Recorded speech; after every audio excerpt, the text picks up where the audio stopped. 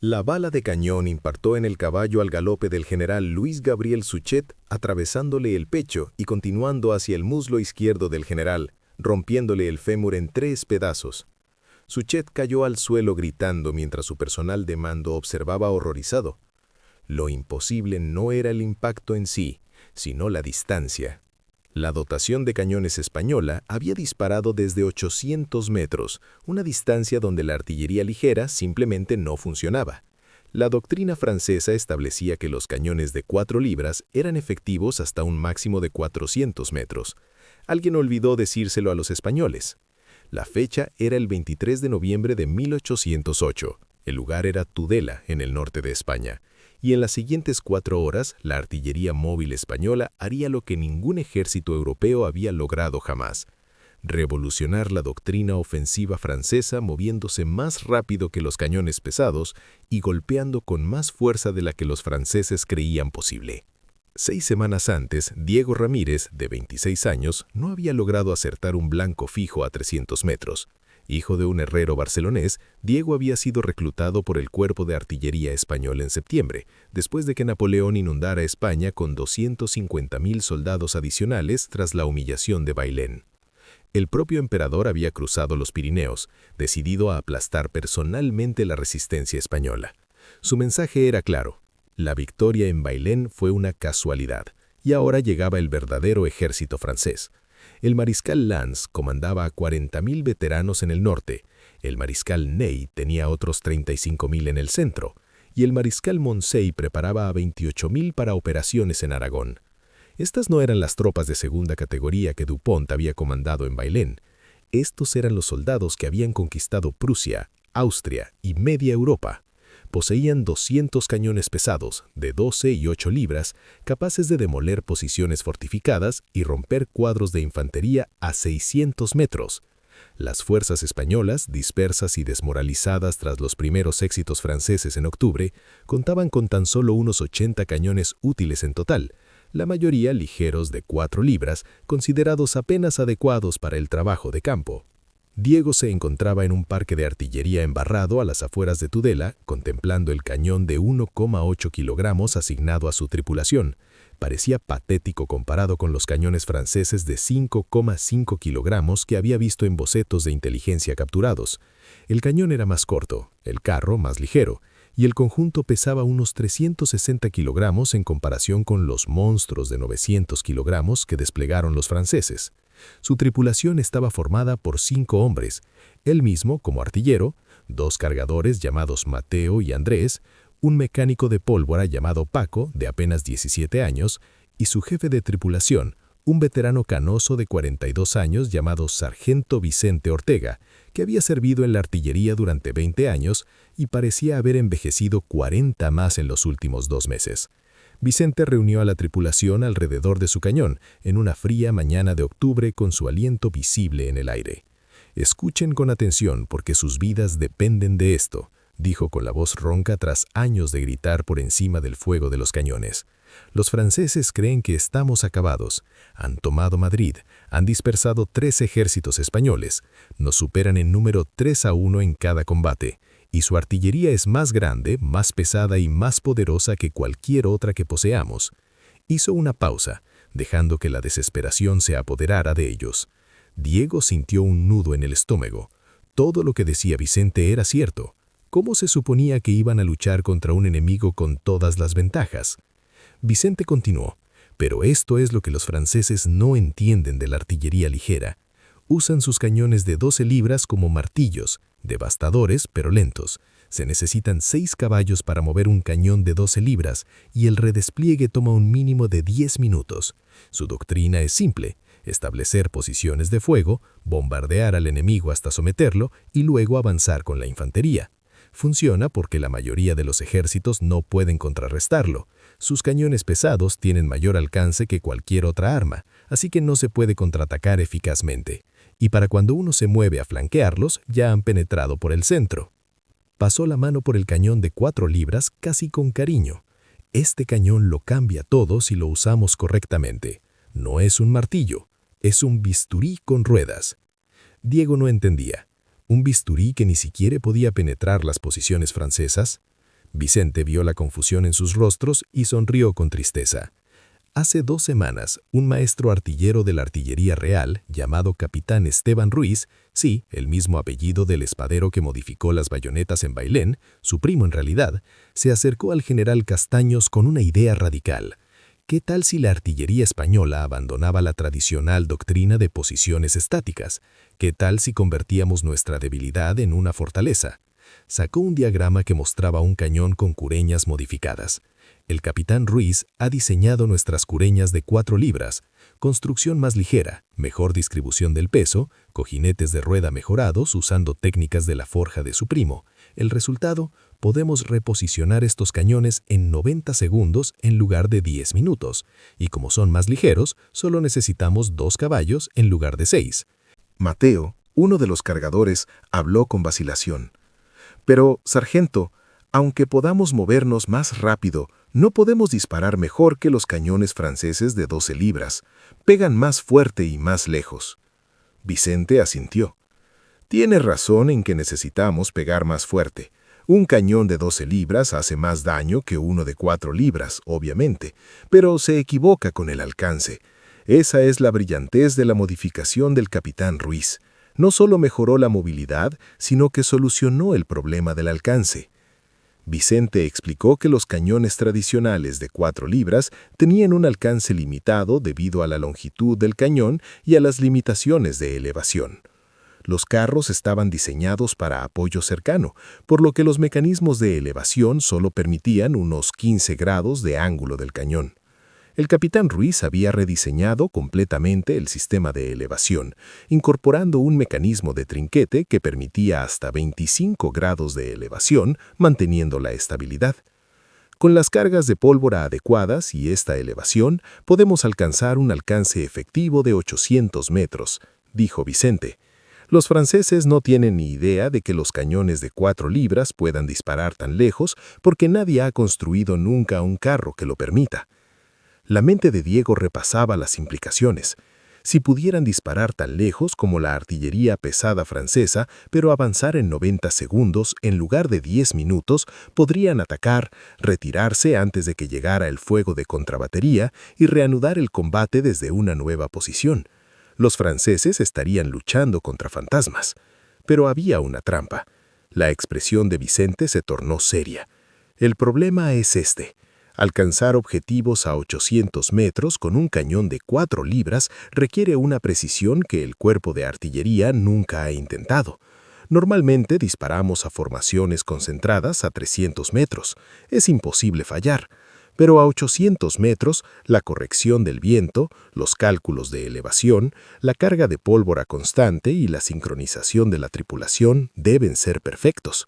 Un error y el proyectil impacta a 50 metros del objetivo. Durante las siguientes 5 semanas, Diego aprendió a odiar las matemáticas. La artillería de largo alcance no se basaba en valentía ni fuerza, sino en geometría, física y una atención obsesiva al detalle. Vicente les instruía sin descanso con tablas de elevación. Viento del este a 15 kilómetros por hora, objetivo a 750 metros, ¿cuál es su elevación? Diego calculaba frenéticamente mientras Vicente le cronometraba con un reloj de bolsillo. Demasiado lento, los franceses no van a esperar mientras haces cálculos. Otra vez. Practicaron bajo la lluvia, en la oscuridad, con un viento gélido que le entumecía los dedos. Diego apenas sentía la rueda de elevación. Lo más difícil fue aprender a estimar con precisión el alcance. A 300 metros se podían ver las caras de los soldados y calcular intuitivamente la distancia. A 800 metros, las formaciones enemigas parecían manchas oscuras en el horizonte. Vicente les enseñó a usar accidentes geográficos, líneas de árboles, edificios, cualquier cosa que pudiera servir como punto de referencia. Esa granja está a 600 metros, el enemigo está 2 granjas más allá. ¿Cuál es tu alcance? Diego aprendió a ver el campo de batalla como un problema de geometría, donde cada detalle era una vara de medir. Practicaron el redespliegue de 90 segundos hasta que Diego podía hacerlo dormido. Mateo y Andrés limpiarían el cañón y recargarían, mientras Paco preparaba la siguiente carga de pólvora. Diego calcularía el alcance y la elevación de la nueva posición. Vicente guiaría a los caballos, dos yeguas briosas llamadas Reina y Princesa, entrenadas para responder a las órdenes de voz. Toda la tripulación cargaría el cañón en el carruaje, los caballos lo arrastrarían hasta la nueva posición a 100 metros de distancia y se desarmarían, apuntarían y dispararían de nuevo. 90 segundos entre el último disparo y el siguiente, en movimiento. La artillería pesada francesa tardaba 10 minutos en hacer lo mismo y requería el triple de personal. Diego conoció a Carlos Mendoza durante una inusual tarde libre a principios de noviembre. Carlos tenía 24 años, un antiguo pastor de los Pirineos que se había unido a la infantería después de que las tropas francesas incendiaran su pueblo en septiembre. Había sido reasignado a la caballería, no como jinete, sino como explorador adscrito a unidades de artillería para detectar objetivos e informar de sus distancias. Pensaban que los pastores sabían calcular distancias, explicó Carlos con una risa irónica. Me pasé la vida calculando la distancia a las ovejas, ahora calculo la distancia a los soldados franceses antes de matarlos. A pesar de su humor negro, Carlos se convirtió en un recurso invaluable para la tripulación de Diego. Su ojo de pastor podía calcular distancias con mayor precisión que cualquier instrumento y no temía posicionarse peligrosamente cerca de las líneas enemigas para proporcionar correcciones en tiempo real. Los franceses avanzaron sobre Tudela a mediados de noviembre con una fuerza abrumadora. El mariscal Lanes comandaba 34,000 tropas, infantería veterana, caballería de élite y 48 cañones pesados. El ejército español del centro, al mando del general Castaños, podía reunir a unos 23,000 soldados, incluyendo la brigada de artillería de Diego. Los españoles mantenían una posición defensiva a lo largo de una serie de colinas que dominaban el valle del río Ebro. Tudela se asentaba en el valle, una pequeña ciudad agrícola con edificios de piedra y calles estrechas. El plan francés era clásico napoleónico. Bombardeo de artillería para debilitar las posiciones españolas, seguido de un asalto masivo de infantería para abrirse paso por el centro y luego caballería para explotar la brecha y envolver ambos flancos. Había funcionado en Austerlitz, Jena, Friedland y una docena de batallas más. Lannes no tenía motivos para creer que Tudela sería diferente. Lo que Lannes desconocía era que el general Castaños había desplegado su artillería de una forma completamente inédita. En lugar de concentrar los cañones en posiciones estáticas, como exigía la doctrina, había dispersado 20 equipos de cañones de 4 libras, incluido el de Diego, por toda la línea defensiva, con órdenes de permanecer en movimiento. Cada equipo tenía autonomía para atacar objetivos de oportunidad, apartarse ante el fuego de contrabatería y reanudar el combate desde nuevas posiciones.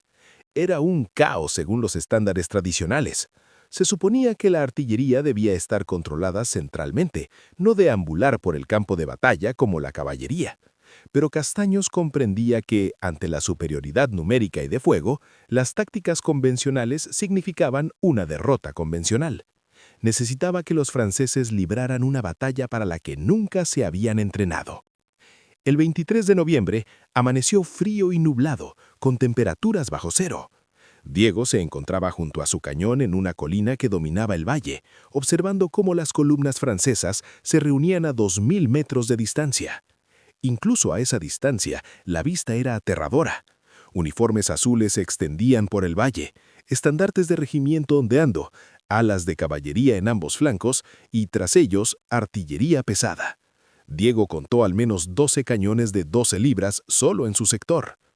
Vicente revisó sus reservas de pólvora, 40 cartuchos de munición sólida y 20 cartuchos de metralla para la defensa cuerpo a cuerpo. «Que cada disparo cuente», dijo en voz baja. «No nos reabastecerán durante la batalla». La artillería francesa abrió fuego a las 9 de la mañana desde 1,200 metros de distancia. Sus pesados proyectiles cisbaron sobre sus cabezas e impactaron las posiciones españolas con aterradoras explosiones. El sonido era indescriptible, una onda de presión física que te golpeaba el pecho antes de que tus oídos la registraran. Un proyectil impactó en una posición de infantería española a 200 metros a la izquierda de Diego, quien vio cómo sus hombres simplemente desaparecían en una nube de niebla roja. Los franceses tenían todo el tiempo del mundo. Su doctrina era bombardear las posiciones españolas durante 1 hora, quizá 2, hasta que la moral se desplomara y las posiciones se volvieran insostenibles. Entonces avanzarían y rematarían el trabajo con la infantería. Vicente observaba las posiciones de la artillería francesa a través de un catalejo, cronometrando el fuego. Los cañones de 12 libras tenían una cadencia de tiro de aproximadamente un disparo cada 2 minutos con tripulaciones experimentadas. Dispararán, nos moveremos, intentarán ajustarse, pero ya estaremos en otro lugar, explicó Vicente. Diego, acércate a esa batería de artillería, la segunda desde la izquierda.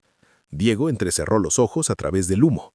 Carlos, situado 400 metros más adelante entre los árboles, ondeaba banderas de señales, 800 metros. Diego revisó sus tablas de elevación, ajustó el ligero ángulo de inclinación y fijó el cañón a 23 grados. «Cargado», gritó Mateo. Vicente asintió. «Fuego». El cañón de 4 libras rugió y el cañón rebotó en las cuerdas de retroceso. Diego perdió de vista la bala al instante. A 800 metros, el disparo era imposible de rastrear. 10 segundos después, Diego dio la señal. Faltaban 50 metros. Diego ajustó la elevación 1 grado. «Fuego». El segundo disparo impactó directamente en la posición de la batería francesa. A través de su catalejo, Diego vio cómo los artilleros franceses se ponían a cubierto mientras el cañón de 4 libras rebotaba en su posición, impactando en un cañón y levantando una lluvia de metralla.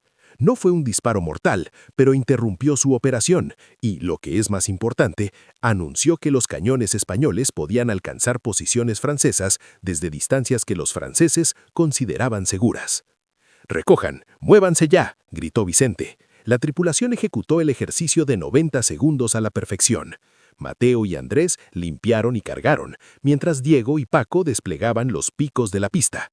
Reina y Princesa retrocedieron a sus posiciones, Vicente accionó el cañón y avanzaron 150 metros al norte, hasta una nueva posición tras un muro de piedra. Despegaron, Diego calculó el nuevo ángulo y alcance y estaban listos para disparar de nuevo. Tiempo total transcurrido, 87 segundos.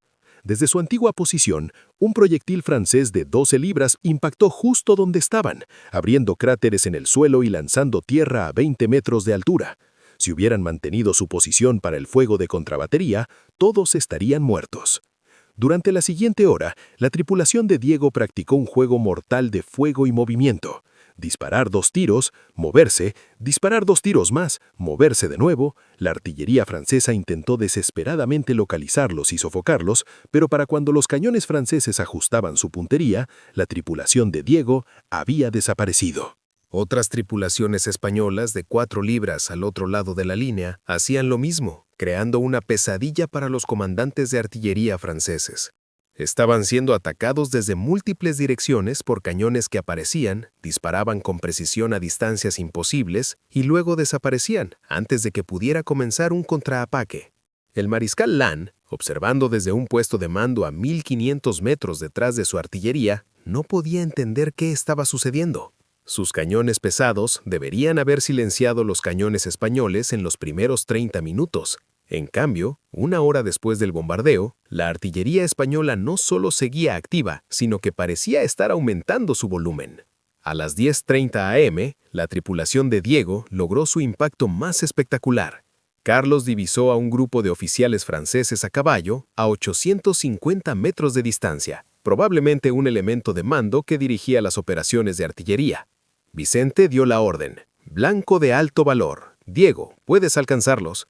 Fue un disparo absurdo. Darle a la caballería en movimiento a 850 metros requería calcular no solo la distancia y la elevación, sino también adelantarse al objetivo como si se disparara a pájaros en vuelo. Diego hizo los cálculos, añadió medio grado de elevación y apuntó 3 caballos por delante del grupo. ¡Fuego! La bala de cañón trazó un arco en el aire frío, invisible contra el cielo nublado. 8 segundos después, impactó. La bala alcanzó al caballo al galope del general Louis Gabriel Suchet, matándolo instantáneamente y atravesando la pierna de Suchet. El general cayó pesadamente y su estado mayor entró en pánico. Suchet era uno de los comandantes más capaces de Napoleón, una estrella en ascenso que se había distinguido en Italia y Alemania. Ahora yacía en el suelo gritando, con su fémur destrozado visible a través de los pantalones rotos de su uniforme, y la sangre acumulándose en el barro. Su estado mayor lo arrastró a un lugar seguro mientras llamaban a un cirujano. La lesión dejaría a Suchet fuera de combate durante 6 meses y lo dejaría con una cojera permanente. Pero el impacto inmediato fue psicológico. La artillería española acababa de abatir a un general francés en un campo de tiro donde se suponía que los cañones ligeros no debían operar. Corrió la voz entre las filas francesas. Los españoles tenían nuevas armas, o nueva munición, o algo que cambiaría las reglas del juego. Diego no sintió triunfo, solo náuseas. Acababa de dejar lisiado a un hombre a 850 metros de distancia. Los cálculos habían funcionado a la perfección y el resultado fue un ser humano gritando de dolor. Vicente dio el rostro de Diego y lo agarró del hombro. «Escúchame, ese general ordenó a las tropas quemar pueblos españoles. Es responsable de miles de muertes. Tú no empezaste esta guerra, él sí. Ahora termina el trabajo». Diego asintió aturdido y comenzó a calcular su siguiente disparo. A las 11 de la mañana, la infantería francesa inició su avance. Miles de soldados marcharon en formación de columna hacia las posiciones españolas. Esta se suponía que sería la parte fácil. La artillería había cumplido su función. Ahora la infantería remataría a los destrozados defensores. Pero las posiciones españolas no estaban destrozadas. La artillería móvil había mantenido a los cañones franceses desequilibrados durante 2 horas, impidiendo la destrucción sistemática de las defensas españolas, y ahora esos mismos cañones móviles dirigían su atención hacia la infantería francesa.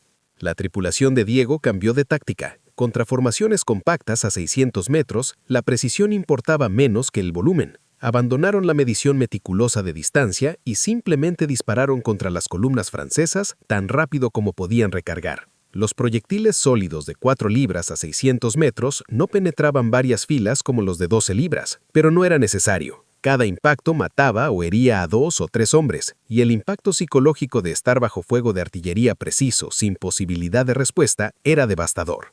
La doctrina de infantería francesa asumía que el apoyo de artillería suprimiría los cañones enemigos durante el avance. Pero los cañones españoles no estaban suprimidos, estaban por todos lados, disparando de ángulos inesperados, desapareciendo antes de que llegara el fuego de contrabatería.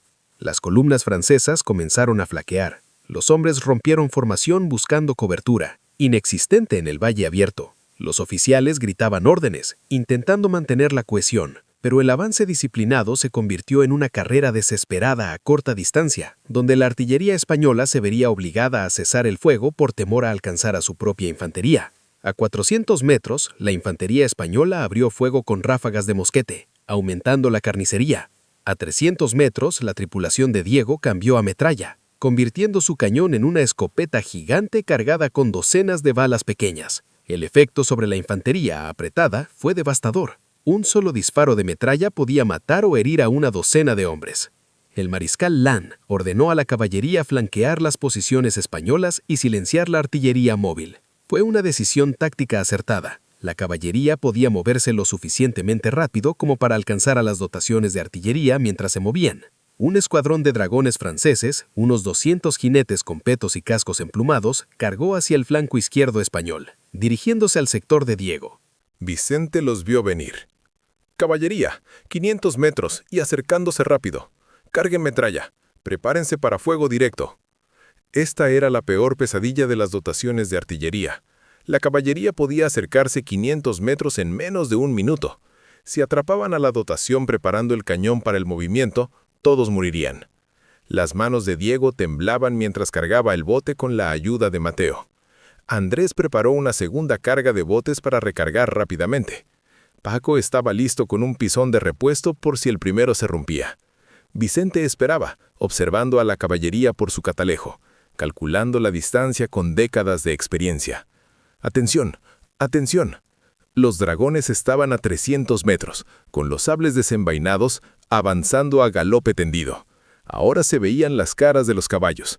Diego oía el estruendo de los cascos y veía al comandante de caballería apuntando directamente a su posición. La voz de Vicente atravesó el pánico de Diego. ¡Fuego! La ráfaga de metralla convirtió el aire frente a su posición en una tormenta horizontal de metal. A 200 metros, la extensión medía unos 20 metros de ancho y 3 metros de alto, exactamente el perfil de un escuadrón de caballería avanzando. El efecto fue apocalíptico. Caballos y jinetes cayeron en una masa enmarañada y chirriante. La caballería de la segunda fila intentó incorporarse, pero el impulso los arrastró hacia la carnicería.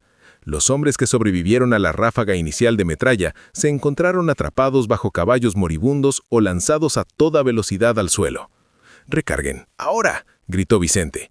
Tenían la segunda ráfaga de metralla en el cañón en 28 segundos, un récord personal nacido del puro terror. Los dragones supervivientes, quizás 50 de los 200, intentaban reagruparse a 300 metros de distancia. ¡Fuego!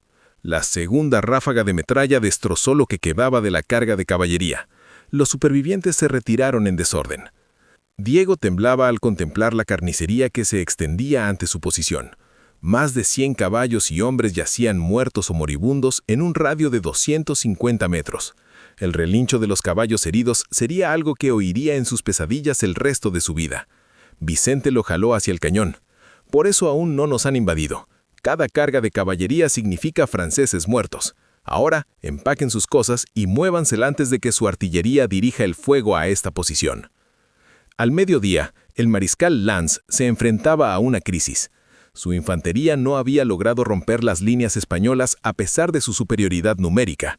Su caballería había sufrido pérdidas catastróficas al intentar silenciar la artillería móvil, y su propia artillería, que debería haber dominado el campo de batalla, se había visto reducida a fuego defensivo, intentando proteger las posiciones francesas de los cañones españoles que parecían disparar desde todos los lados. Lannes era uno de los comandantes más agresivos de Napoleón. El emperador lo llamaba el Roland de la Grande Armée, pero no era un ingenuo. Las bajas se acercaban a las 3000 sin que se produjera ninguna ruptura. Las pérdidas españolas fueron significativamente menores, quizás 800, debido a que la artillería francesa había estado desequilibrada toda la mañana. La batalla no se desarrollaba según la doctrina que Lannes conocía. Tomó la decisión que definiría la batalla: desplegar la reserva. 5000 soldados de refresco con órdenes de avanzar sin importar las bajas y abrirse paso por el centro español con una fuerza numérica abrumadora. Fue un cálculo brutal, pero Lannes creía que una vez roto el centro, las fuerzas españolas colapsarían y la artillería móvil quedaría atrapada y destruida. La reserva avanzó a 00:30 en una enorme columna, con tambores resonando, banderas ondeando y oficiales a caballo animándolos a avanzar. La tripulación de Diego se había movido 6 veces en 3 horas y había disparado 32 tiros. Todos estaban exhaustos. A Diego le zumbaban tanto los oídos que apenas podía oír las órdenes de Vicente. Mateo tenía quemaduras de pólvora en las manos por haberla cargado apresuradamente. Andrés tosía sangre por inhalar demasiado humo. Paco parecía a punto de desmayarse de agotamiento. El joven de 17 años llevaba horas recorriendo con cargas de pólvora. Incluso Reina y Princesa, los caballos, echaban espuma por la boca y temblaban por el constante movimiento bajo el fuego. Carlos llegó galopando, con el rostro ennegrecido por el humo de la pólvora. Reserva francesa, 5000 soldados, avanzando hacia la posición central, 1200 metros. Vicente miró a Diego. ¿Puedes alcanzarlos? Diego quiso decir que no. Quería desplomarse, beber agua, pararle el zumbido en los oídos, pero miró a la reserva francesa por su catalejo y vio cómo avanzaban hacia el centro español donde su primo servía en un regimiento de infantería. Si el centro caía, todos morirían. «Puedo alcanzarlos», dijo Diego. Durante los siguientes 90 minutos, la tripulación de Diego y otros 19 equipos móviles de artillería concentraron su fuego sobre la columna de reserva francesa. Se convirtió en un problema matemático. 5000 soldados avanzando a lo largo de 1200 metros de terreno abierto, mientras 20 cañones disparaban cada 2 minutos. Cada disparo, si impactaba, mataba o hería a un promedio de 3 membres. Los franceses necesitaban cruzar esos 1200 metros para alcanzar las líneas españolas. A velocidad normal de marcha, eso toma unos 20 minutos. Pero bajo el continuo fuego de artillería, el avance se ralentizó a medida que los hombres buscaban refugio. Los oficiales reorganizaban sus filas y las bajas aumentaban. La reserva francesa tardó 47 minutos en cubrir 1200 metros, y para cuando llegaron a las posiciones de infantería española a 100 metros, habían perdido más de 1400 hombres, casi el 30% de las bajas, antes de alcanzar su objetivo principal. El ataque fracasó. Las tropas francesas, exhaustas, desmoralizadas y debilitadas, no pudieron romper las líneas de infantería españolas reforzadas con fuego de mosquete a corta distancia y metralla. A las 14 horas, la reserva francesa se retiraba desorganizada y el mariscal Lannes ordenó una retirada general. La batalla de Tudela no fue una victoria española rotunda. Lannes logró desacoplar a sus fuerzas y retirarse ordenadamente, pero fue una derrota estratégica para los franceses y una revolución táctica en la artillería. Las bajas francesas ascendieron a aproximadamente 3.400 entre muertos y heridos, mientras que las españolas rondaron los 1.100. Para un ejército que superaba en número al español y poseía una artillería superior, esto era inaceptable. Pero el verdadero daño fue psicológico. El mariscal Lannes envió un despacho a Napoleón esa misma tarde.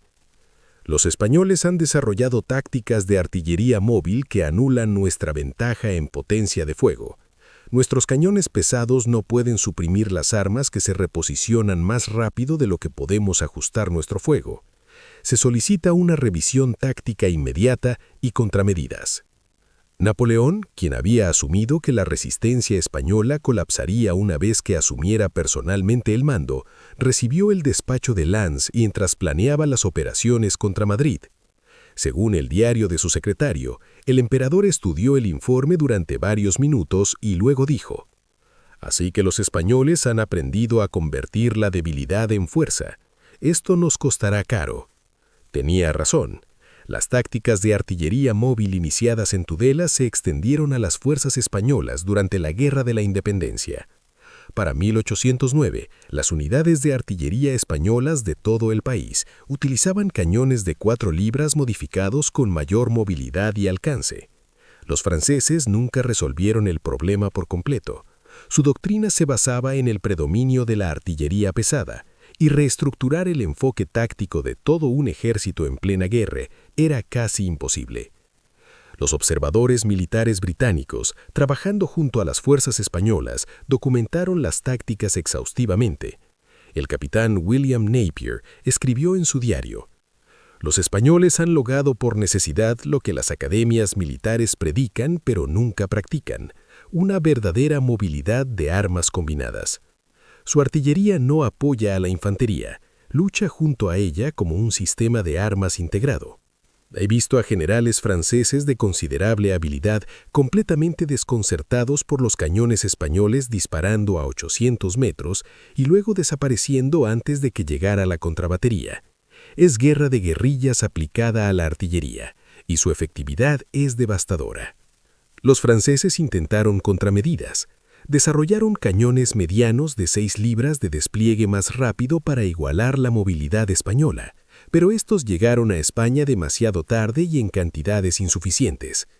Intentaron entrenar a la caballería específicamente para cazar la artillería española, pero la metralla resultó devastadoramente efectiva contra las cargas de caballería.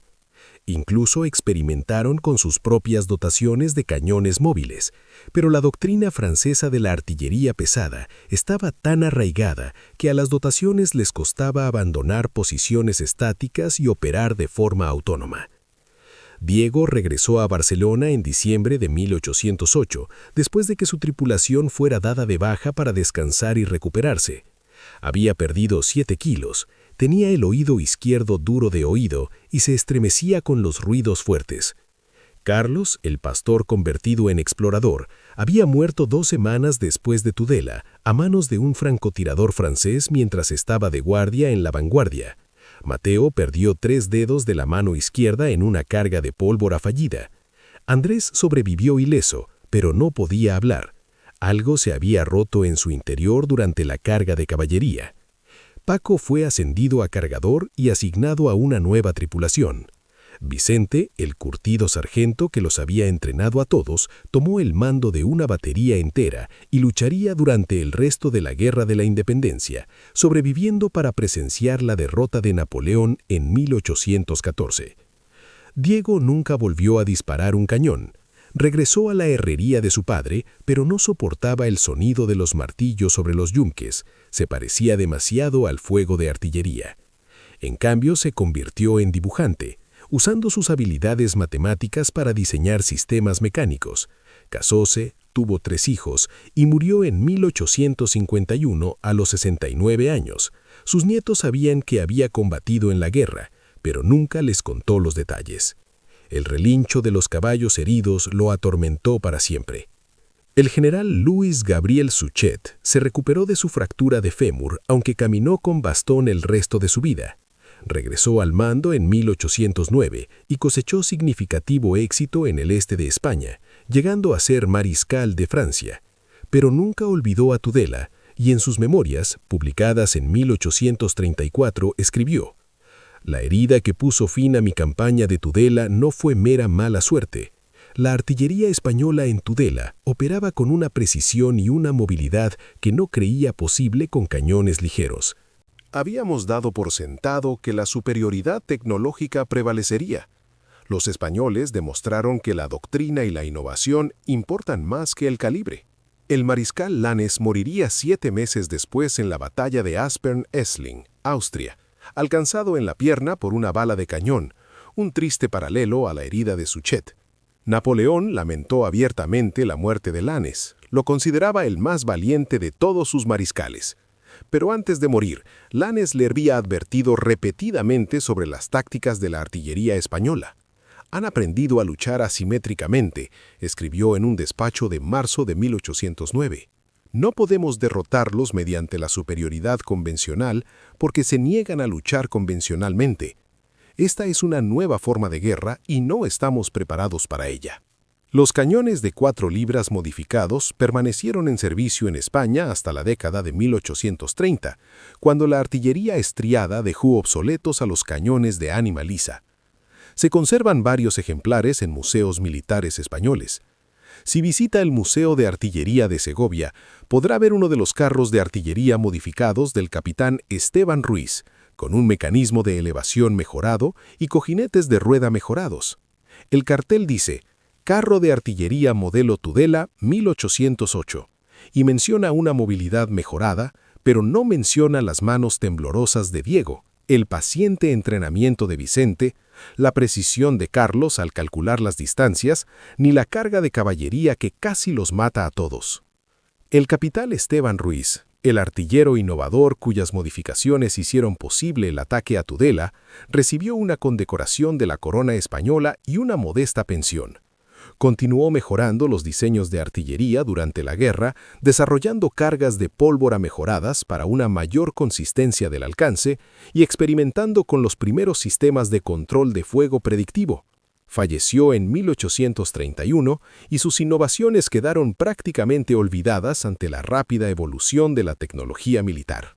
Sin embargo, oficiales profesionales de artillería estudiaron su obra durante décadas. El principio que demostró que la movilidad y la precisión podían superar la potencia de fuego bruta, se convirtió en la base de la doctrina de la artillería moderna.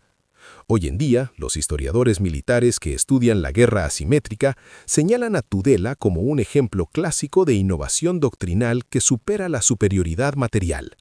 Los españoles no ganaron porque tuvieran mejores armas, sino porque usaron armas inferiores de maneras que los franceses no pudieron predecir ni contrarrestar. Este es el mismo principio que guió la guerra de guerrillas durante la Guerra de la Independencia Española e influyó en las tácticas insurgentes durante los 2 siglos siguientes. Cuando no se puede igualar la potencia de fuego del enemigo, la naturaleza del combate cambia. Sus ventajas en velocidad, imprevisibilidad y precisión se vuelven irrelevantes. Diego Ramírez, hijo de 26 años de un herrero, quien 6 semanas antes de la batalla no podía dar en el blanco a 300 metros, se colocó detrás de un cañón de 2 kilogramos en Tudela y disparó 32 proyectiles a distancias de hasta 850 metros, logrando una precisión superior al 60% contra blancos que, según la doctrina, eran imposibles de alcanzar. Vicente Ortega, sargento de 42 años que había pasado 20 años aprendiendo artillería a la manera tradicional, descartó el manual de doctrina y entrenó a su tripulación para combatir como ninguna unidad de artillería lo había hecho antes. Carlos Mendoza, pastor que podía calcular la distancia que recorrían sus ovejas, utilizó esa misma habilidad para dirigir el fuego artilleril hasta que una bala francesa lo mató a los 24 años. Mateo y Andrés, cuyos apellidos ni siquiera aparecían en los partes oficiales, cargaron cañones bajo fuego hasta que les sangraron las manos y continuaron cargándolos incluso después. Paco, con 17 años, llevaba horas cargando pólvora de un lado a otro hasta que le fallaron las piernas, y aún así siguió corriendo. Y luego estaba el capitán Esteban Ruiz, maestro artillero e innovador, quien observó un cañón de 4 libras que todos descartaron como inadecuado y vio potencial que nadie más reconoció. No tenía acceso a mejores materiales ni a cañones más potentes. Tenía geometría, física y la disposición a cuestionar la doctrina de que la artillería ligera no podía competir con la artillería pesada. Tenía razón, y las 3.400 bajas francesas en Tudela lo demostraron. Los franceses perdieron en Tudela no por debilidad ni cobardía. Eran veteranos napoleónicos, entre los mejores soldados de Europa. Perdieron porque la guerra no es solo de quién tiene más hombres o armas más poderosas. Se trata de adaptación, innovación y el coraje de luchar de manera diferente cuando la lucha convencional implica una derrota segura. Las fuerzas españolas lo entendieron por necesidad. Superadas en número y armamento durante la Guerra de la Independencia, no podían permitirse luchar como enseñaban las academias militares. Tenían que innovar o morir. Así que innovaron. Las tácticas de artillería móvil de Tudela se extendieron por las fuerzas españolas y fueron adoptadas por unidades británicas bajo el mando de Wellington.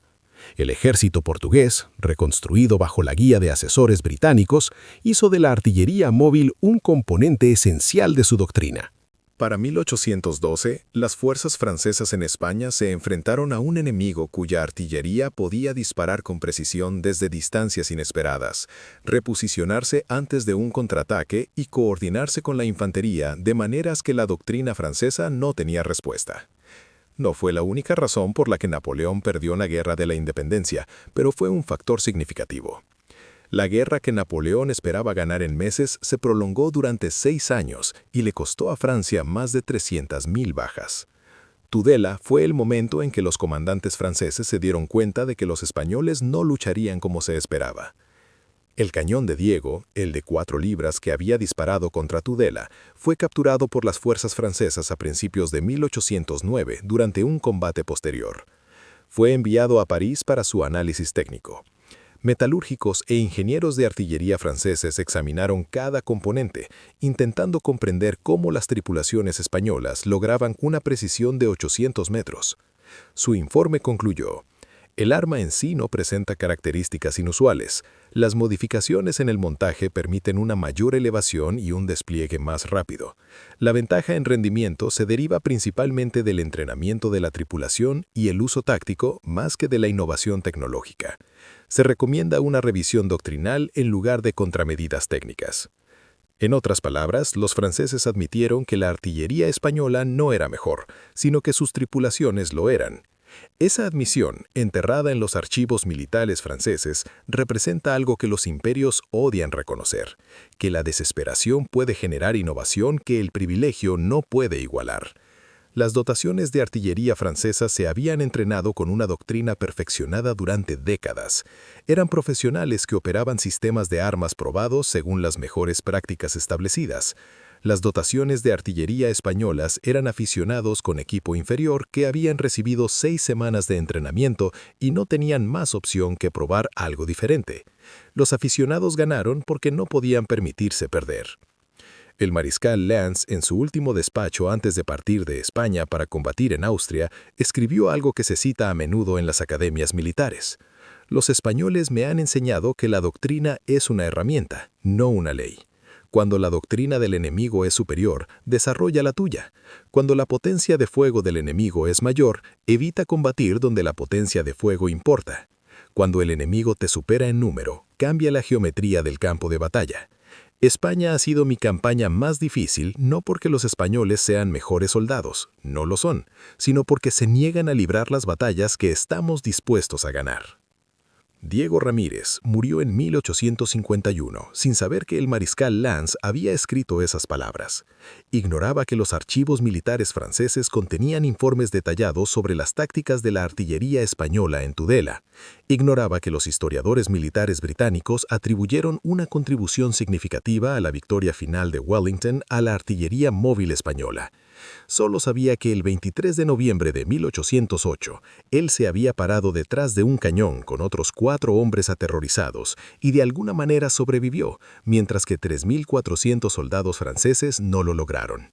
Sabía que Vicente le había enseñado que las matemáticas podían ser un arma más poderosa que el coraje, y sabía que Carlos había muerto calculando distancias para la artillería que cambió el curso de la guerra para siempre. El cañón modificado de 4 libras del Museo de Artillería de Segovia se encuentra tras una vitrina, con el cañón limpio y pulido y la recámara perfectamente restaurada. Parece casi decorativo, como una pieza de museo desconectada de la realidad. Pero si se observa con atención el mecanismo de elevación, se pueden apreciar marcas de desgaste debido al ajuste constante bajo fuego. Examinar el cañón revela marcas microscópicas de 32 disparos en 4 horas, y si se consultan los registros del museo se descubrirá que este cañón en particular fue utilizado en Tudela en noviembre de 1808 por una tripulación que incluía al hijo de un herrero que 6 semanas antes no podía disparar con precisión, pero aprendió con la suficiente rapidez como para ayudar a matar a un general francés a una distancia de 850 metros. La historia recuerda a Tudela como una batalla menor en una larga guerra. No fue estratégicamente decisiva como Waterloo, ni tácticamente revolucionaria como Valmy. Los números de bajas fueron moderados para los estándares de las guerras napoleónicas.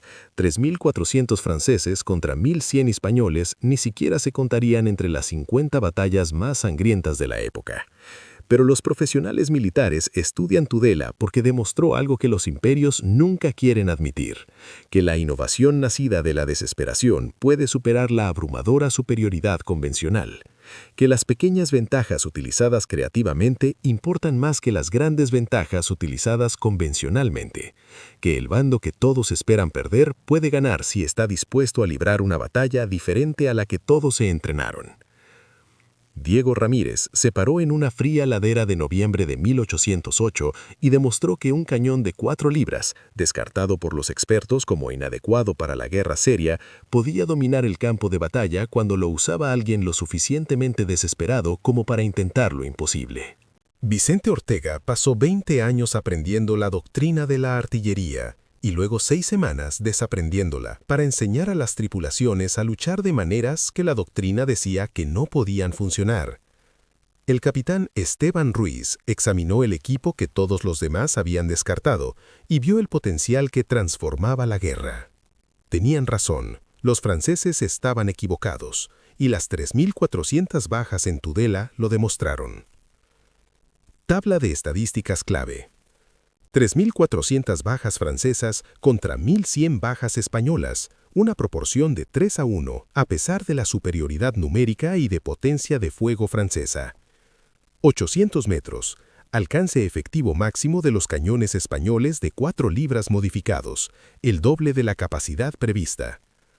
90 segundos, tiempo de redespliegue de la artillería española, comparado con los 10 minutos de la artillería pesada francesa.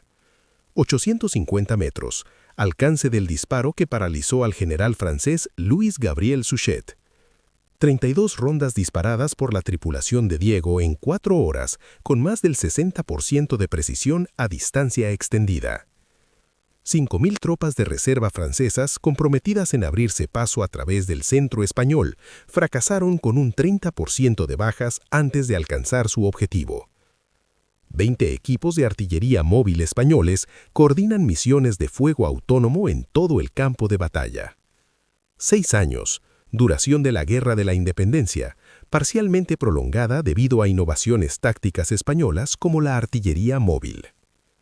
Diego Ramírez, Vicente Ortega, Carlos Mendoza, Esteban Ruiz. Olvidarás estos nombres en 5 minutos a menos que hagas algo ahora mismo. Estos hombres tomaron armas que todos consideraban inadecuadas y las usaron para destruir la doctrina francesa. Demostraron que la innovación triunfa sobre la potencia de fuego. El algoritmo de YouTube está viendo este video. Si no te gusta, si no te suscribes, si no comentas, el algoritmo entierra esta historia para siempre. Un me gusta equivale a un saludo a las tripulaciones de artillería que la historia olvidó. Suscríbete, porque el próximo video revela el arma que España usó para atrapar a 18.000 soldados franceses en un paso de montaña y ni siquiera era equipo militar. Comenta Artillery si crees que las armas pequeñas en manos inteligentes superan a las armas grandes en manos estúpidas. Diego sangró por esta victoria. ¿No puedes presionar 3 botones? Demuestra que no solo estás viendo la historia, demuestra que la estás manteniendo viva. Aplasta ese botón de me gusta ahora. Tudela demostró que la artillería móvil española podía ganar batallas, pero 3 meses después, las fuerzas francesas desplegaron una contraarma tan devastadora que casi revirtió todo lo que España había logrado. Diego nunca volvió a luchar, pero las tripulaciones que lo reemplazaron se enfrentaron a la respuesta de Napoleón a la artillería móvil, un sistema de armas que mataba desde distancias inalcanzables para los cañones españoles y se movía más rápido de lo que las tripulaciones españolas podían retirarse. Lo revelaré en el próximo video, pero solo los suscriptores reciben la notificación. Comenta en la parte 2 si quieres la historia completa de cómo Francia contraatacó. Si llegamos a los 1000 comentarios, la subiré la semana que viene. Esto no es solo historia, es un modelo de cómo los imperios se adaptan cuando gana el más débil. Suscríbete ahora, únete a la comunidad que se niega a dejar que los guerreros olvidados sigan en el olvido. Fuentes históricas. Archivos militares franceses, Servicio de Defensa Histórica, despachos del mariscal Lannes de la campaña de Tudela, informes de bajas que confirman 3.400 pérdidas francesas, análisis técnico de la artillería española capturada. Diario del capitán William Napier, 1828, relato de primera mano de un observador militar británico sobre las tácticas de artillería móvil española en Tudela y los enfrentamientos posteriores. Memorias del general Louis Gabriel Suchet, 1834. Relato personal de ser herido en Tudela. Análisis de cómo las capacidades de artillería española superaron las expectativas francesas. Museo de Artillería Española, Segovia. Ejemplos físicos de cureñas de cañones de 4 libras modificadas con mecanismos de elevación mejorados y especificaciones técnicas que confirman un alcance de 800 metros. La Guerra de la Independencia, una nueva historia, de Charles Esdale, 2002. Análisis académico de las innovaciones tácticas durante la Guerra de la Independencia, incluida la doctrina de la artillería móvil. La artillería móvil española triunfó en Tudela moviéndose más rápido que los pesados cañones franceses. La respuesta de Napoleón no fueron cañones más grandes, sino baterías de artillería a caballo que pudieran desplegarse, dispararse y moverse tan rápido como las tripulaciones españolas. Para febrero de 1809, la artillería a caballo francesa perseguía a las tripulaciones de artillería española por toda el norte de España, y los cazadores se convirtieron en presas. Las tripulaciones de reemplazo de Diego se enfrentaron a esta nueva amenaza en la batalla de Uclés, y lo que allí ocurrió obligó a España a innovar de nuevo o enfrentarse a la aniquilación. Esa historia es la siguiente. Suscríbete para descubrir cómo la guerra de artillería se convirtió en un juego mortal de velocidad contra velocidad. Suscríbete ahora y únete a la comunidad que se niega a dejar que los guerreros olvidados sigan en el olvido.